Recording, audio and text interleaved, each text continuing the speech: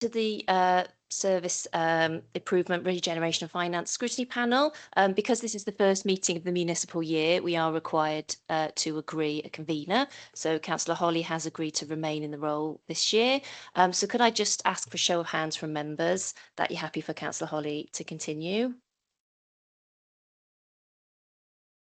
Wonderful, thank you. I'll hand over to Councillor Holly. Thank you all very much, colleagues. Thank you for your confidence. The second item on the agenda is apologies for absence. We have one for Councillor Mark Tribe. Anyone else? No further apologies, Chair. Okay, thank you. Disclosure, item 3 on the agenda, disclosure of personal and prejudicial interest. Can I say at the start off, there is a report on the baling plant and waste. I have to declare personal interest because I know people in the business who used to be contracted to it. So it's just a personal interest, no prejudicial interest. Is there any other interests? No? Okay. The next item is the one that's common for all scrutiny panels, disclosure or prohibition of whipped votes and declaration of party whips.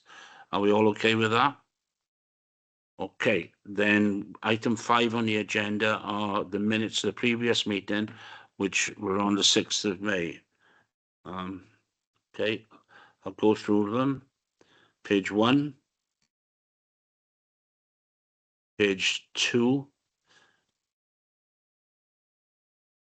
On page 2, you see freedom of leisure, the comments. We have yet to receive the feedback from the questions that were asked from freedom of leisure. Once we get them, if it's before the next meeting, we will send them out to all members for them to have a look at it. Page 3 and page 4. Okay.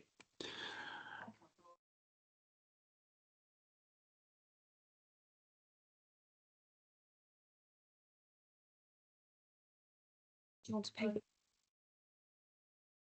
Okay, the next item is item 6, public questions. We haven't had any, so we'll move on. And the next item is item 7, the role of the performance panel. We have sent out the rationale behind the panel and the entire paperwork that covers it and the whole spectrum of it. If there's any questions I can answer, please ask, because I think it's very important that people understand what the performance panel is here to do. Okay, are there any questions?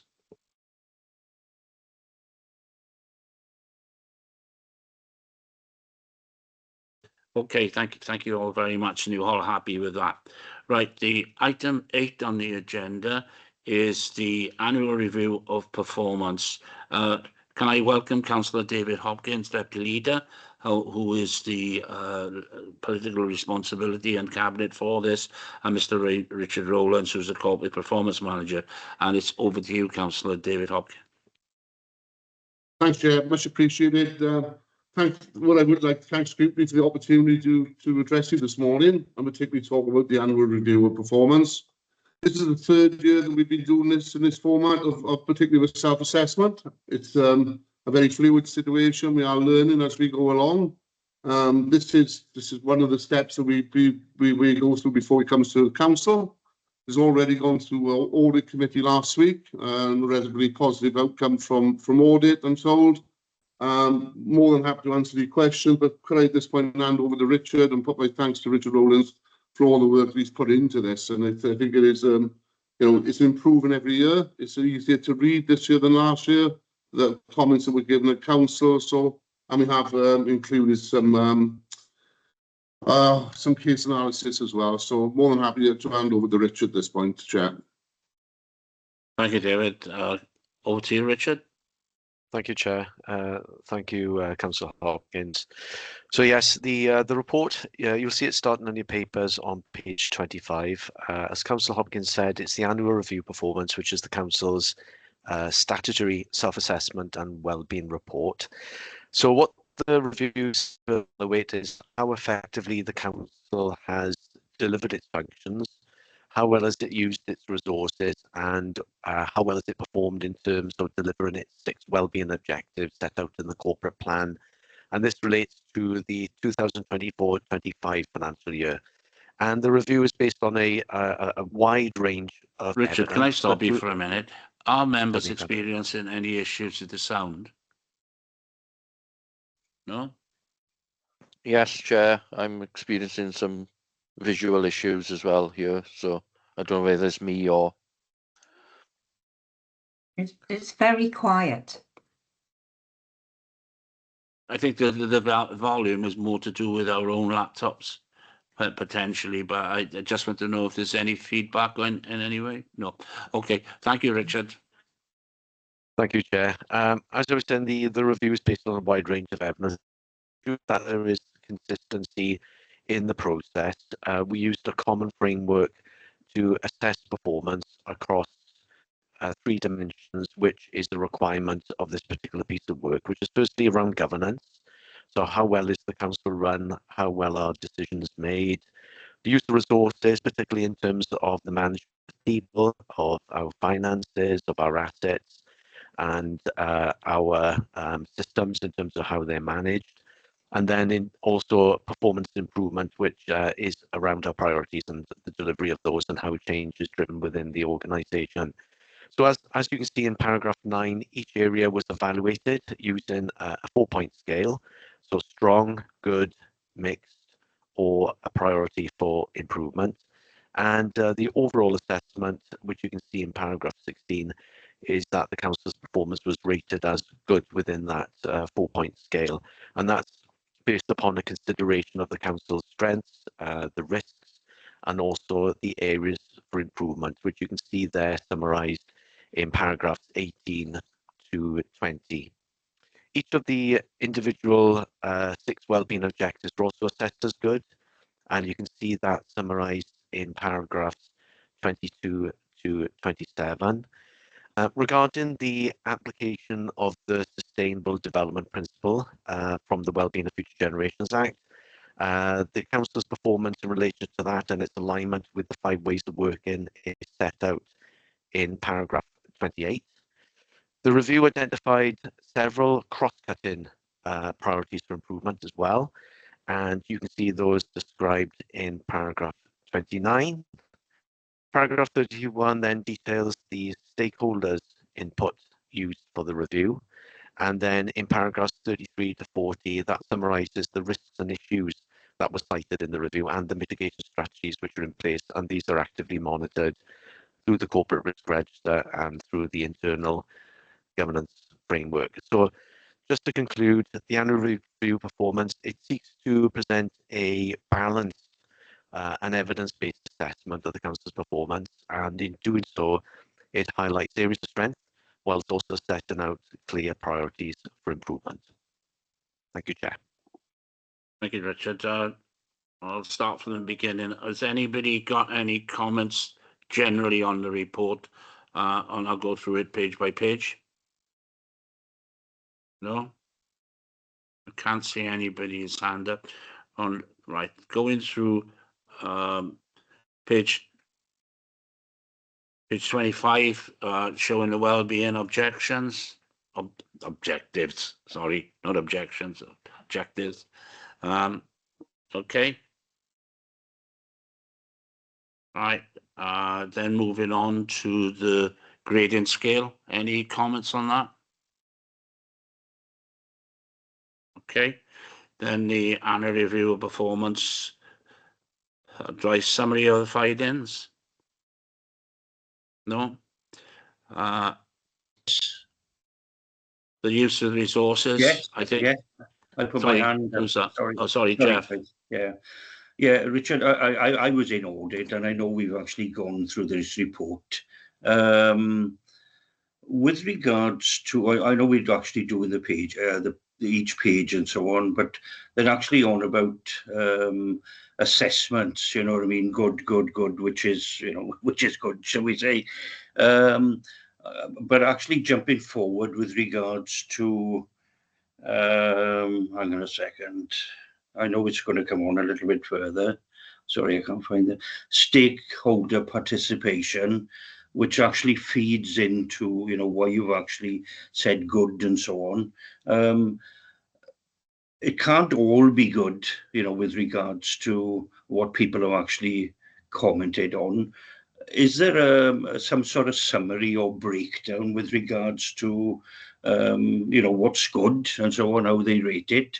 Or was it just a tick box thing, tick box, survey, with the businesses, with bid and so on? And, what are the downsides and what are the upsides? And is there a summary of that? That's right. Yes. I mean, in the 4-point scale, there's a sort of a definition in terms of what each of them needs. So if you take good, for example, what it's basically saying is that overall performance is good, but within that, there are some areas of risk that require attention. So if you take, for example, the assessment around safeguarding, one of our 6 wellbeing objectives, you can see there that the overall assessment is that outcomes are improving, but relating back to that thing about risk, there's a recognition that demand and capacity pressures remain. So it's looking at each of those 4 different categories and then assessing it on the balance of evidence. I mean, if we were to take it to the next one, which would have been mixed, then you would see much more variation in terms of performance. There would still be some areas that were considered to be strong, but there would be more notable areas of weakness or gaps compared to the good category. So there is, it's not a precise science, but it's sort of an assessment of the evidence and trying to reach that balanced assessment based upon what's good and then what needs to be improved. Sorry to labour this, I've been pinickety. So really, if you get 100 responses, and how does it actually? What's it got to get to get to the good category? Shall we say? How do they actually? How do they assess that? Yeah. So basically, it's a balanced assessment. Excuse me. So, for example, the views that were gathered in terms of stakeholders, that's part of the evidence which is looked at. We also look at in terms of, indicators, the performance indicators, as well as, audit reports, scrutiny reports. It's a wide range of evidence that's assessed. Judgment is made by the lead for a particular area. Then it's assessed by or viewed by the strategic governance group to provide that overview then in terms of making sure that the assessment is balanced and fair. The strategic governance group is basically the corporate management team as a collective, plus there's a representative from the governance and audit committee, and the chief internal auditor sits on them in an observatory capacity as well. Right, great, okay. Yeah, you're talking about the sound. You are very faint, Richard, but and I'm going a bit deaf as well. So anyway, thanks for that. Thank you. Councillor Peter Black. Yeah, thank you, Chair. I just wanted to look at paragraph 29, which is the areas for continued focus. There are 5 bullet points in there, which are actually quite fundamental, I think, in terms of the future of the council. That they are very, all those points need to be addressed quite urgently if we're going to continue to maintain a sustainable and good performance. So I'm just really interested in where we go from here, having identified that these 5 cost-cutting improvement priorities. Is there then going to be an action plan for each of them in terms of how we carry out improvement? And where does that action plan go? Will we be scrutinising the action plan? Yes, so each of these are the cross-cutting areas of improvement which have been identified across the piece, really. So there's some themes there, which you can see in the review. And these are addressed in different ways. So, for example, through the service plans, every service has a plan which, these cross-cutting priorities to be addressed through, as well as through some of the bigger programs, such as our transformation program as well. So if you take the one around workforce, for instance, there's a cross-cutting issue there in terms of recruitment and retention. which is something which has been identified in the annual governance statement as well as some other issues around workforce capacity, capability, still quite high levels of sickness as well. So that's been addressed in different ways. We have a workforce strategy that's been developed to address these particular issues. There's a new absence policy that's been developed, and there's greater investment going into training as well, and that's been driven through the transformation program, as well as then being put through to service plans. So all of these things are addressed in a sort of different ways in through different means, but they've been clearly identified, and there are strategies and mitigations in place to address all of them. Okay, so I mean, from your perspective now, because in a year's time you're going to have another improvement plan, how do you oversee that development and ensure that progress is being made on it? Yeah, so all of this is going to be built into people's service plans through the corporate plan, through the transformation program. So there will be oversight of this through those activities and those programs to make sure that these cross-cutting issues are being addressed. I think when they came through the review as well, I don't think there was any surprise in terms of these coming forward. There was no sort of sense that any of this was new. I think it was known that these were issues, and I think what the review really did was confirm that these are priority areas for continued focus in terms of improvement going forward. I would have been surprised if they weren't there, to be honest. I think all 5 of these are issues which I'm aware of. But presumably the senior management team will be reviewing these on a regular basis as well to maintain that oversight. Yes, and all of these are being captured by our risk register as well, and are subject to regular review and management through that process as well. Okay, thank you. Thank you, Councillor Black. Councillor David Hopkins. Yeah, thanks. It just gives some reassurance, and I'll just pick on workforce and resilience. I think at this time that there is a lot of effort going in and realising there is a risk. It is on the risk register, but we are working with our partners in Gower College and others educating universities to try to strengthen and grow our own. So it is something that we've been regularly updating and looking at. But I think there's a lot of work have taken place there. But that is just one item here. I know it's strengthening digital services. There is a lot of work. Councillor Andrea Lewis is putting an exceptional amount of work into digital services and trying to strengthen our role there, particularly with Oracle. But these, as I say, with the service plan will be picked up. But I'm really, I'm not surprised at any of these key outcomes, as Councillor Peter Black has said. They are there. They are on the risk register, and we now make sure that we can rectify some of these and put some resources in there as well. Thank you. Anyone else? No. Richard, the only thing is, thank you very much for the report, by the way.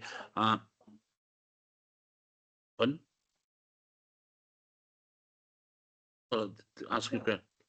Been doing it by sections, and then Oh, right. So I'm now going on to page 29, the risk issue assessment. Councillor Mary Jones. Sorry, I thought you were doing it still by section. It's 32 and obviously 40, which seem to go in together. With 32, the first paragraph says, or the first sentence, these included the National Residents Survey. So who are the national residents? Because if we're talking about Swansea, why are we talking about national? And it just gives the results of the budget consultation. And then you go down to 40 with the residents' satisfaction and trust. And I want to know how many of the residents' satisfaction, is that from the survey above just about the budget, or was it something separate that you took the figures from? And if so, where do those figures come from? I noticed the mitigation says participation in the National Residents Survey. Well, national residents to me isn't residents in Swansea. So why are we concentrating on that when we should be concentrating on our own residents? And what is this lived experienced panel? Who are they? What's they made up from? And how often do they meet? Thank you. Thank you, Councillor. So the residence survey, the National Residence Survey, is run by or facilitated through Data Cymru Wales. It's a survey that was run for the first time in 2024-2025. It's basically the local authorities of Wales. Not all of the local authorities of Wales participated, but we were part of that initial cohort. So there's a consistency there. So the same questions are obviously asked across the different local authority areas. And from that, then we're able to get the results broken down by local authority area. So we're able to see, what were the results in Swansea. And then we're also able to compare those then to what the results in the other local authorities that took part in Wales as well. So, I mean, the other surveys in there, as you quite rightly said, we've got the budget survey, well, lots of different surveys that were brought together to inform this. The lived experience survey is one that was taken part of the production around the tackling poverty strategy. And basically, in terms of the review itself, we looked at all these different surveys and brought them together as part of the evidence that we use to produce the assessment. So that's basically what the National Resident Survey is, where it comes from and the background to it, and then how that sort of brings together with all the other surveys as well. Yeah. Councillor Jones. This lived experience panel, is it something that's ongoing? And I did ask how often does it meet, and is it sort of a virtual meeting, or do people come together? Can you give a bit more information? And does it not just do the tackling poverty then? Does it look at other aspects of the council? I don't know the details behind it. It was just reviewed. The outcome from that was reviewed as part of the development of the review. I think if you want more information on that, then I believe it's the Tackling Poverty service that runs that, and we'll have all those details, and we'll be able to provide you with that. Okay, we put that in the letter anyway to ask that question. Councillor Peter Black. Yeah, thank you. I'm glad Mary raised this issue, actually, because I missed this National Resident Survey. We have had reference to this before in Scrutiny, and it's obviously a very important development, and one which we're able to utilise relatively cheaply. If I'm not sure if it's free, but certainly cheaper than doing our own survey. I'm just wondering if we're going to, if the outcome of this survey is going to be available to us to look at in some detail, because I'd be very interested to see the outcome in terms of the 1,300 Swansea residents that responded to it.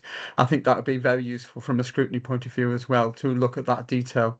And the other point is on the lived experience. I think that is a tackling poverty strategy issue. It's the I think we've come across that as part of that tackling poverty issue, but by all means I have to put it in the letter. But I'm interested we can see the outcome of this resident survey in relation to Swansea. I'm sure we can ask the tackling poverty department, Lee Cambodia, is it, for a breakdown of those issues? No, the National Resident Survey is not tackling poverty. That's something different. But I think, is that, Richard, didn't you say that's where the survey results are? Yeah. So the lived experience survey, that's part of the tackling poverty strategy. The National Resident Survey was something separate. That's something that was facilitated by Data Cymru, which we participate in with a number of other local authorities. So I believe that we can supply that information, but again, I think you would have to ask that question and check. Okay, I apologise. I thought it was part and parcel of the same thing. No, it's not. All right. Thank you. Okay, Peter. Councillor Sue Jones. Thank you, Chair. I just wondered, customer satisfaction, it depends what they come on. If they don't get what they achieve, then we've got a backlash. And I just wondered if there's a role there for councillors to manage people's expectations. I don't think that's a question, but just a comment, really. Oh, I don't know. I think it's an ideal question. Okay. Do you want to say anything about that, David or Richard? I think it was more of a statement, to be honest with you, because I think managing people's expectations it's a difficult one. I think we all, since COVID, experienced that. Okay, thank you very much. Are there any other questions? Because the questions I was going to ask have already been asked by individuals, so I don't see any point in going back over them.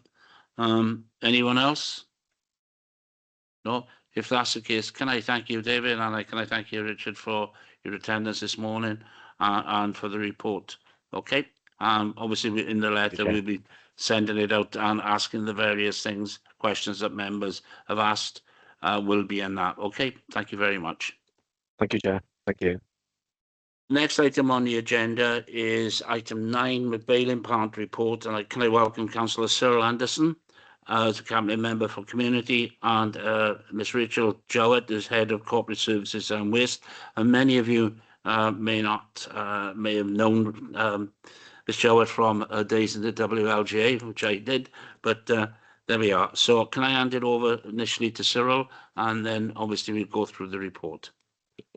Yeah, thank you, Chair, for the invitation, and to the committee for the invitation this morning. I'd also like to thank Rachel for this report, which is well organised, outlining the process, financials and compliance mechanisms clearly. It also includes a detailed appendix listing on all 30 recyclables waste streams and their tonnage. We've got a strong financial oversight. The service exceeded its 2024-25 income target from 4.46 million versus against the 4.42 the previous year. A financial performance is closely monitored through the medium term. We also got, on a third point, a robust procurement and market strategy. Differentiates between stable and volatile markets using a tailored procedure method, and emphasizes value to the money and market representatives. With compliance and audit assurances, the processes are audited by National Resources Wales. The last audit in 22-23 gave a substantial rating with no recommendations to improve. The risk awareness and mitigation acknowledges market volatility and outlines how risks are managed locally, regionally and nationally. This highlights the importance of only collecting materials with viable markets. Forward-looking initiatives includes a flexible plastics trials to explore new recyclable streams. This demonstrates adaptability and innovation in progress to the public demand. Swansea recycling performance is still very good at 70.5%. The national target is 70% by 2024-25 set by Welsh Government. We've achieved Swansea's met the target a year early, and we are still ranking amongst the top 5 of the 22 councils in the authorities in Wales. That's all from me, Chair. I'd like to hand over to Rachel if you wanted to take any more details, or she's willing to do questions. Okay, thank you very much, Councillor Addison. Rachel, do you want to do a fly through of the report, and then we'll ask members if they've got any questions? Yeah, thank you, Councillor Holly. I think Councillor Anderson has covered most of the salient points in the report, but just some things to draw members' attention to. I think it's just keen for members to realise that when we're talking about our recyclates, we're talking about those collected both at the curbside, that's domestic and commercial waste, and also all of those more complex materials collected at the household waste recycling centres, where the items are smaller but more difficult sometimes to place onto the market. I think it's also important to stress that each of the streams has its own bespoke market and manufacturing process afterwards, so that whole chain really does need to be understood, and each one is managed in a bespoke manner.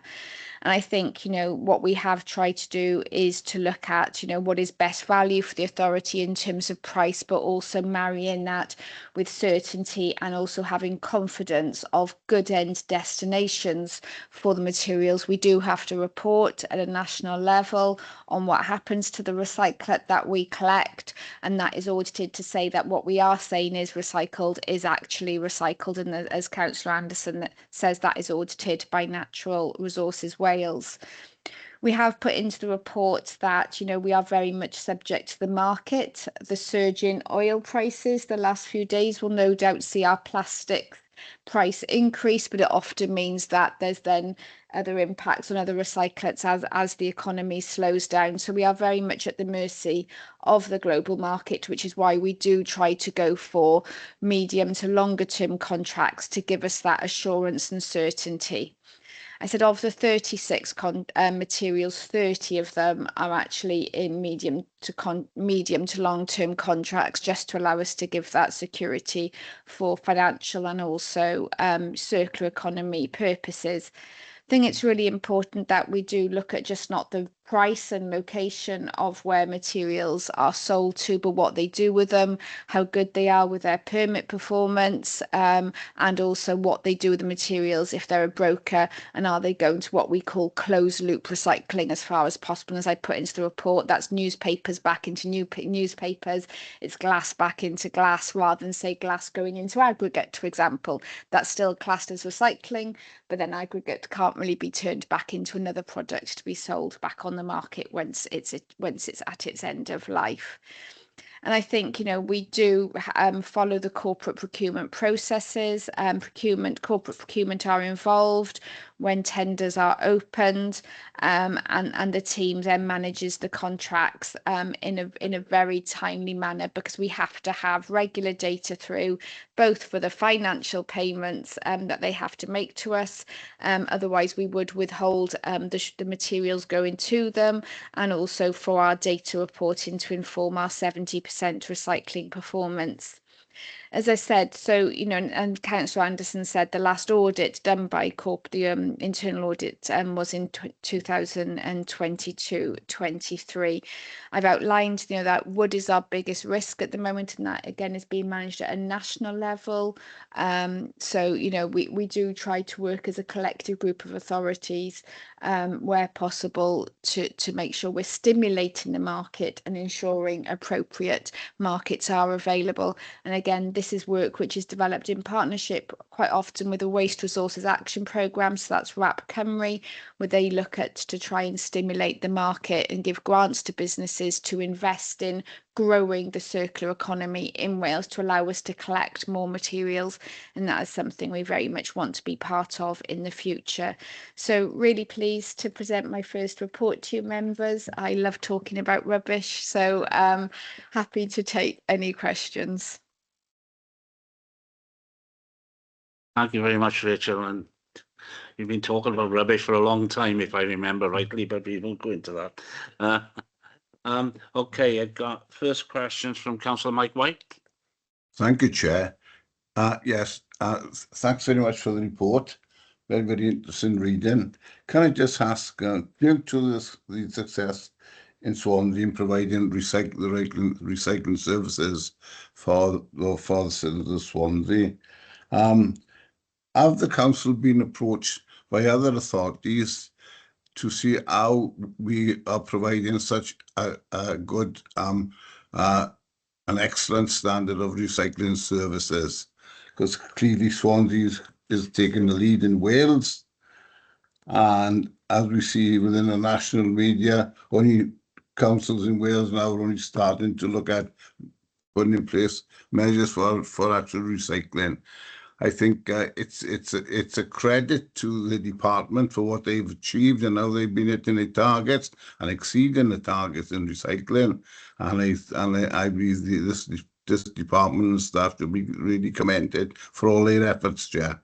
But just on the point of, have we been approached by other councils to show how we operate our services and the success that we are providing? I think it's a bit unfair to ask Rachel to give a complicated answer to that, since she just started. But over to you, Rachel. Thank you, Councillor White. I think, you know, every council in Wales has been on this journey for 70% recycling since Welsh Government first proposed the statutory recycling targets legislation came. So I just flicked my pen at Councillor Anderson. The legislation came in 2012, and that's where Councillor Holly knows me from when I was in WLJ negotiating with Welsh Government for the targets regime itself. Swansea is the lead city for recycling in Wales, if not the UK, and that's something to be very proud of. And I think it's fair to say that if, you know, this is where Welsh Government's preferred method of collection is what you'd call pure curbside sort. So you'd have no mixing of the materials in the lorries. Swansea do it slightly different. We still meet all legislative requirements in terms of what we call TEEP, technically, economically and environmentally practicable, which is part of the environmental legislation under which waste is regulated. And I think it's the ease of the Swansea service which has really helped the Swansea residents achieve this really good recycling performance. And also Swansea were one of the first post Monmouthshire, I will say, when I was there in 2013, following to bring in the 3-bag limit, because that was a huge, brave step by the council to really force residents to put the recycling out. We'll say in Monmouthshire in 2013, I introduced a 2-bag limit, but Swansea, I get it, you've got a city, you've got a different dynamic, you've got to do what's right for the residents.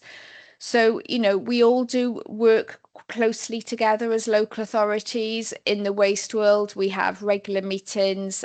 We look at best practice. The WLGA coordinates benchmarking, both of recycling performance and financial performance. And again, Swansea is one of the best performing, both in terms of the cost of its service. And that is down to its collection methodology, which is easy for the public, but it also means we don't need such a complex range of fleet that the curbside sort authorities do. So we do look across each other, but each authority very much will decide what it wants to do, and sometimes will take a steer from the Welsh Government collections blueprint as well. Thank you, Rachel. This has been a bone of contention working between councils for as long as I can remember. There was plans for a South Wales scheme, which included Neath, Port Talbot, Swansea, Carmarthen and Pembroke. We were going to have this communal waste system, but the reality was it broke down because of, as Rachel has pointed out, we're an urban area, whereas them are potentially just rural areas, and the difference in the way in which collections are done is huge, and as a result the whole system broke down. But I know for a fact that we have had discussions with other authorities, and I'm not sure that, as she has said, they are still carrying on. Right, Councillor Jeff Jones.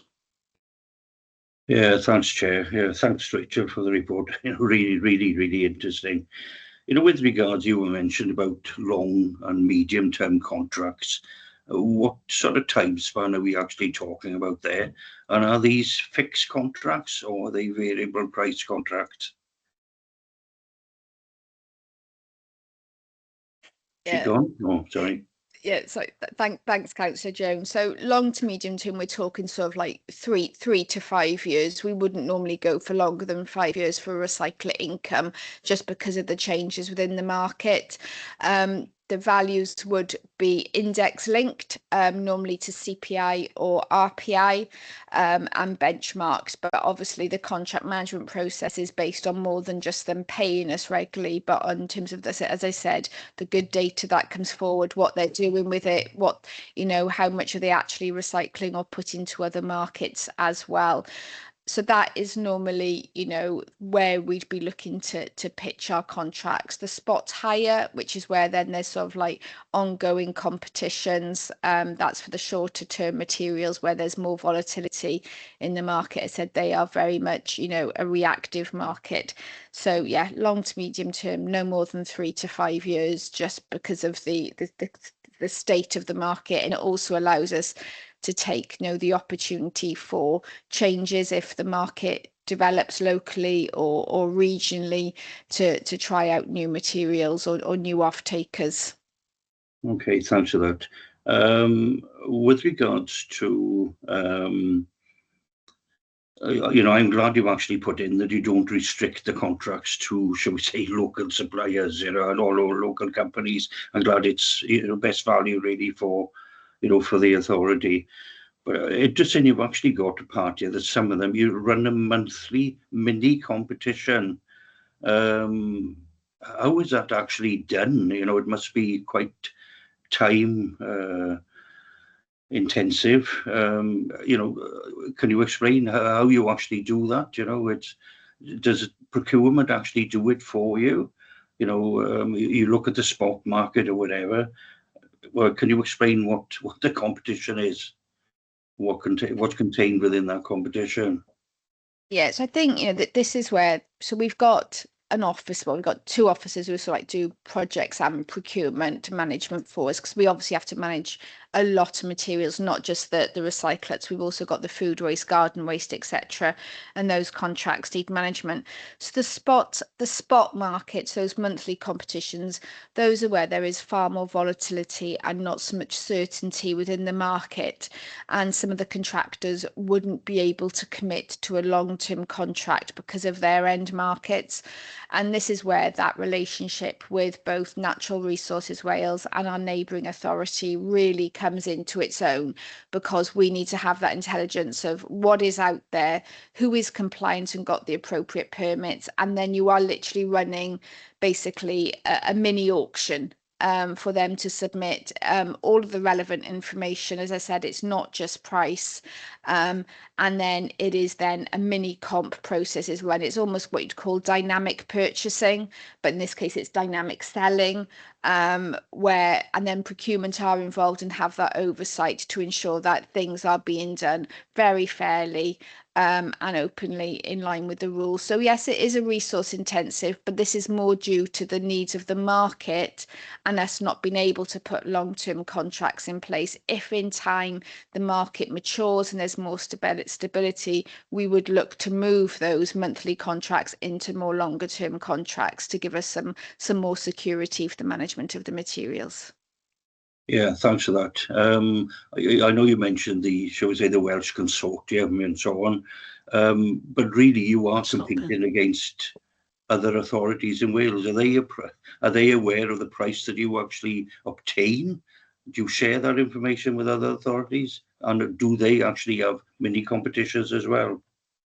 Yeah, all of the authorities will be acting very similarly to us. We're all almost now mini brokers, as you say.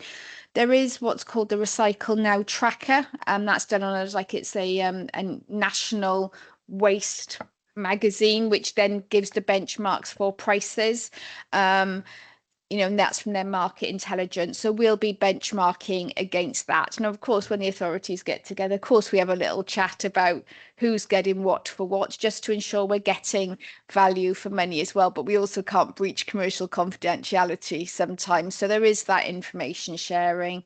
And I know, in the past where I've worked, we've had regional contracts for certain materials as well, just like we have for our food waste contract, for example, where we are in partnership with others. So it does make sense, depending on the material, but Swansea's got such scale of tonnage that it is relevant. You're not a small authority where you need to bulk up materials to get that attractive price. Okay, Councillor Mary Jones, give everybody else a chance, Jeffrey. I was just going to say thank you very much. Councillor Mary Jones. Right, mine's all actually on the Appendix 1. I just wanted some more clarification, really. You've got aggregates down twice for ceramics and twice for hardcore. If anybody was reading this, they'd want to understand what it means. And then I notice with auto batteries, which I'm assuming from vehicles, and the same with the oil, that they're either blank or zero.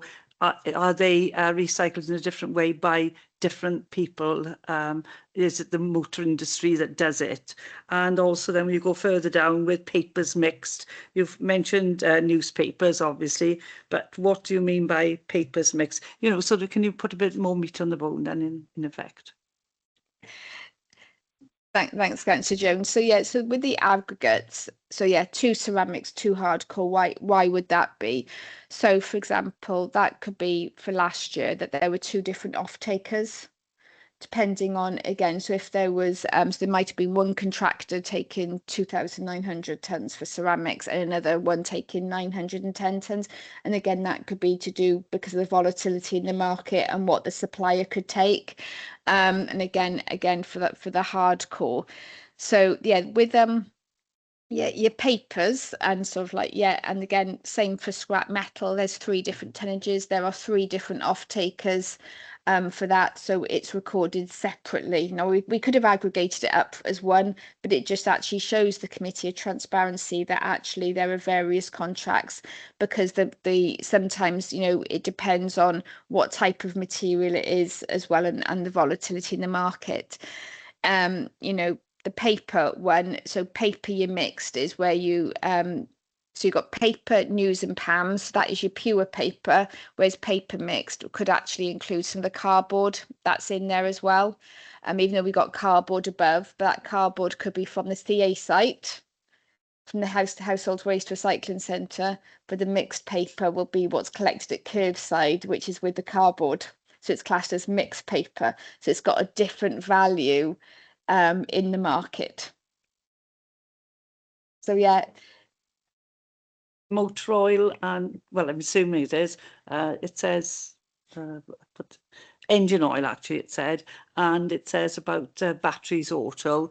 I know if you go down to Essex Klein, you can see the thing where you can tip your oil into or leave the batteries, and yet we've got a 0 and a blank, and I wondered, was it done in a different way? That's all.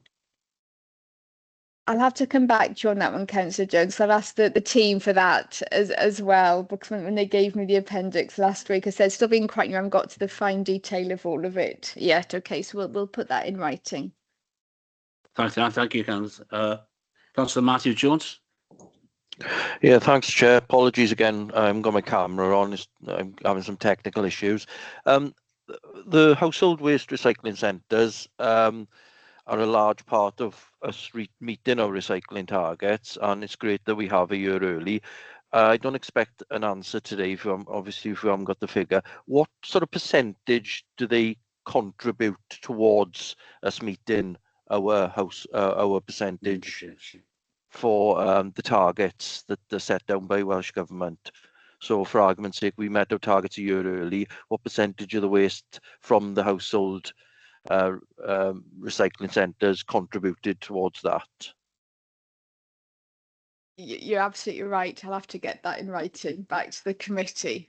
Each council is very different depending on you've got quite a lot of household waste recycling centres, so we'll have to get that back in writing and that split, and we'll break it down between domestic, commercial and HWRCs for the committee for 24-25. Okay, Matthew, so you get the breakdown and send it out to all the members. Is that okay? Yeah, great. Thanks, Chair, and thank you, Rachel, for that. Thank you. Thank you. Councillor Peter Black. Yeah, thank you, Chair. Just a query in the report. In paragraph 2, it says each year the council manages 70,000 tonnes of recyclate. But when you look at Appendix A, it actually adds up to 35.5 million tonnes. I'm just wondering how you're going to account for that discrepancy? Yeah, so the remaining will be the food waste and garden waste, which isn't where we get income for. So this report was very much based on the income. Food waste and garden waste, which is a significant proportion, we have to pay for those to be treated. So they come under like a different regime. So yes, they go to the baling plant, but we pay contractors then what's called a gate fee for the management of those material streams, and they are the biggest materials that we collect overall, which contribute towards our recycling target. So what you're saying is the Appendix A is the material you get paid for, That's and it, the yes. 70,000 tons is the stuff which you don't get paid for.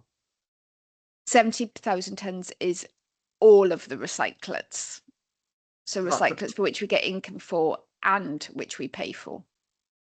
But the table adds up to 35.5 million. We don't collect that much. Well, what you put, the annual tonnage you've got here adds up to 35.5 million. I mean, I think there is an issue over the tonnages, and I think Oh, hang that on, needs yeah, to be looked at. Right, okay, I've just seen, because this it's a bit confusing because it's a full stop as opposed to okay. Yeah, it's a full stop, It's isn't it? meant to be a Not comma, yeah. It's a comma, but yeah, the full stop should be a decimal point, right? Okay, yeah, sorry, I misread that. Yeah, it's actually 35,000 tons there, isn't it? Yeah, 35,500 tons. Yeah. Okay, sorry. Yeah, in total, we manage Yeah. about 124,000 tons a year of Yeah. of total waste, of which 70% is recycled, and the tonnages you've got in the report are for those which we get income for, which we sell to the market rather than which we pay. I think I'm due for an eye test anyway. Thank you. Okay, thanks, Peter. Councillor Susan Jones. Thank you, Chair. Rachel, you mentioned something about having a problem with the wood, and it may be a silly question, but what is the problem with recycling wood? Yeah, so quite often at a household waste recycling centre, the wood skip, it's quite a diverse range of materials. Some of it could be pure timber, some of it is painted timber, some of it is treated timber, some of it has got nails in. So some of it could be MDF. So actually it's not just what we'd call pure timber, like, an untreated garden fence, for example. So there is one off taker. We have a couple of brokers in Wales, but one of the major plants in the UK actually is up in Crewe, a company called Kronospan, where they are then they got their processes to turn it back into wood chip. But because it's such a busy site, it's got, sometimes it's at capacity, it has to stop taking tonnage, then it catches back up. And so, at a national level, there was a project, Welsh Government were trying to get off the ground to do a national wood contract to try and stimulate to have more wood reprocessors within Wales, but it's such a difficult material to recycle, given the range of contaminants, that we just have to sort of like manage our feedstock through to the end processor, where it can be delayed sometimes with what we collect. In the end, it is all recycled, but there is some material potentially sitting there from last year which is going to be recycled this year, because they have to manage their feedstock through the plant. So it's not as ideal as we would have liked it. And I said NRW and Welsh Government are both very aware of this and trying to support the councils as much as possible. And we also, I bet you didn't realise there were so many types of wood. No, that's right. Thank you for the clarification. Thank you. Okay, Councillor Linda James. Thanks, Chair, and thank you for a very interesting report. First of all, I've got a quick question. Under paper, news and palms, what are palms, please? Say that again, sir. In the appendix, it's got paper, news and palms. And I just wondered what palms are.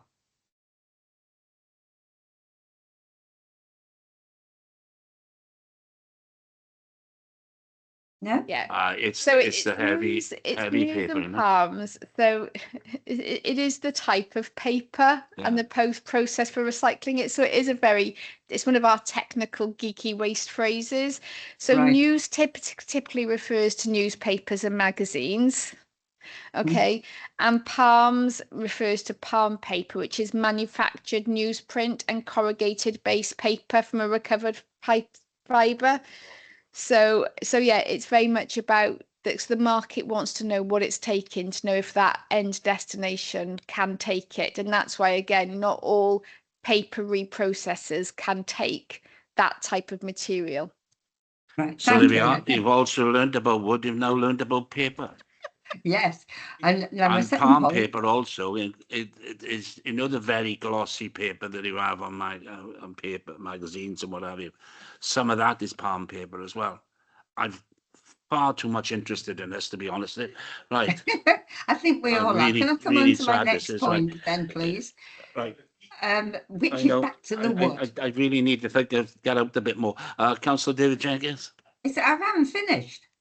Oh, sorry. I I did apologise. say I've got 2 points. The second one, I'm going to go back to wood. I regularly get emails from residents, because I'm in the west of the city, of why they've got to travel right across the city, waste of petrol and diesel to recycle wood. Now, this is an ongoing question we've asked many times before, and I do know many people just burn the wood. You know, have bonfires in their garden and they just burn it rather than having to travel across the city, which is a waste of the wood that could add to the recycling rates. Is there still no chance of collecting wood in Derwent? I still haven't had my trip around all the sites yet, Councillor James. So that is on my list to do. From my understanding, you know, some of our sites are quite constrained with size, and if there's an additional skip in, I don't think there's scope for more skips within our existing sites. So some other material would have to go. And then we've got to factor in the cost of collecting those skips and centralising them and bulking them. And I think it's that cost benefit analysis of the tonnage to get versus the cost of additional movements around the county for us to transport that material back to the baling plant before onward. So it is, you know, I get that it's easier for the public, but we also have to do, you know, what are the, whilst it is a popular material, it's not one of the biggest ones probably collected at some of the sites, such as garden waste, for example, or that we'd need to have. Thank you. Councillor David Jenkins. Thank you, Chair. Thanks for the great report there, and for all the hard work that you're doing since you've come on board. Well, what I'd like to say is the new blue plastic small plastic bags have been introduced now. There's a trial going on in part of Gowerton Ward and actually Wynarlife, where I live, so I'm involved in actually using them. Can I just say it's good quality, them blue bags are, and it's great to be using them, getting them crisp packets and small little things sorted. Just wanted to know really what the initial uptake is.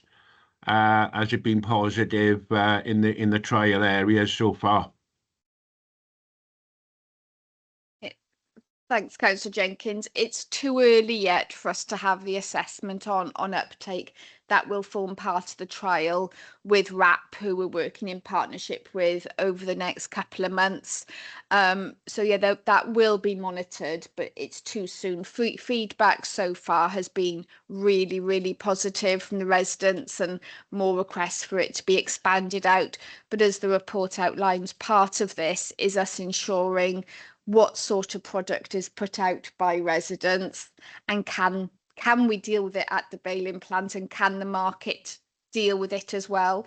You know, there was only one bidder for the material, and for, because it's not, again, there's not a huge market of reprocessing of flexi plastics at all. So that's why, we need to test the market before we can bring materials on. And I think there is some concern that the market isn't mature enough for all of Swansea to do it, let alone all of Wales. And so this is where, it's getting that balance, and that's why we are part of this trial, because we know it is a significant proportion now of people's general waste is stretchy plastics, and it would go a long way. Might not help so much with the recycling rate because it's very light, but it is obviously a really valuable resource, and it is a plastic, so it's full of oil. So, we really want it out of general waste as much as possible. So yeah, that's all we can do on the trial at the moment. It's just a bit too soon. Thank you very much. Any other members? Yeah, I've got quite a few questions. I have to say, I know Rachel knows a little bit about the fact that I know quite a bit about this subject. And as I said earlier on, I know people involved in it. There are a lot of things in this report which I think could be questioned. I think the paragraph 7, procurement competitive process, contracted and undertaken in line with council processes, not necessarily always been the case, I will say. And I think there is a need to look at that. I think one of the things that we have to ask ourselves, and I think this is one of the things that Rachel will have to address in the future, is if we are supplier, you've got to remember that the stuff that we get is given to us. All the clothes, all the aluminium, all the plastics, all the metal are given to us, and then we are actually selling it. So we take off the public and we sell it into the marketplace. Scrap metal is normally based on a monthly scrap value, which comes from the London metal market, and that is normally where you get the scrap values. Some of the larger, very, very large industries, they benchmark what they pay you out of what comes out of that London market. And sometimes there are some variations which do make you eyes water. I think that's one thing that we need to think about. The one thing I would ask, do we have a bond with some of the people that purchase off us? I know that in the past we've had issues with people purchasing material off us, paying a month, going 2 months, 3 months, and then going bankrupt, owing us many tens of thousands of pounds. So I think about that. Abandoned cars, at one stage they were kept locally. I don't know where they kept now, and that's a question I think we should answer, because again, as you say, there are local businesses which are really concerned about how they are excluded from many of these contracts. I think the other thing is also the tonnages. It's very interesting to see the tonnages, but I think we've got to weigh the tonnages and what we get from the tonnages over a period of a couple of years, because, as you said, the volatility in the market, what we actually get out of the market, and how that is supplied in the market. And one of the things I said earlier on about the carbon miles, because we could be selling product to a company in Birmingham, they come down here, pick it up, take what they want, leave the rest here, and then the mileage that they are using offsets any hope that we have of sorting out carbon products and the carbon miles. So I think there's an issue there as well. I think all of these issues need to be looked at, and I would ask at some stage when we write to you that we highlight some of these issues, because I think it's very important that the public and all the other businesses out there have confidence about what we're doing and how we get in that money that we get from something that's given to us, that we make in best value of it, as been rightly said by members. And I think it's those issues as well. As for plastics, as you know, as you rightly said, there's going to be a surge in oil prices because of the unfortunate things that are happening in the Middle East. And how much of that is going to affect us would be interesting to see how the plastic market goes in the near future, because I do know that in the past we have suffered badly because of that. So I think those are some of the issues. The one other issue I would ask you about, and that is about the difference. The NRW and the WJ, as you rightly pointed out, have worked together to see whether or not we can process more material within Wales. And I think that's something we really need to think about, because, you know, we have in the past tried, you know, to do the compostable waste and the food waste. You know, we've tried that, and it to some extent has been successful with us moving to stuff to Bridgend. But I was wondering if we could ask the WLGA and NRW, are there plans to do any more materials? Because I think, you know, as you said, we're one of the largest contributors to the waste streams in Wales. So I think we should be pushing for more recycling to be based in Wales and not shipped to other parts of the country. Okay, thank you very much. Any further questions? Okay. Can I thank you, Rachel, and can I thank you, Cyril, for attending? As you can see by the number of questions and how many people have stayed, they've been very interested in it, and I'm sure when you come back the next time, there'll be even more questions. Okay, thank you. Yeah, thank you, Chair, and thank you to the committee for the invite. And again, thank you to Rachel and yourself. Thank you. Thank you, members. The next item on the agenda is the draft work plan, and that's on page 77. And if there's anyone wishes to pass comment on that. Okay. Well, thank you all very much. Thank you for your attendance, and go out and enjoy the nice day. And in some cases, some of our members are off to Montenegro. Enjoy yourself. Take care. Thank you. Bye.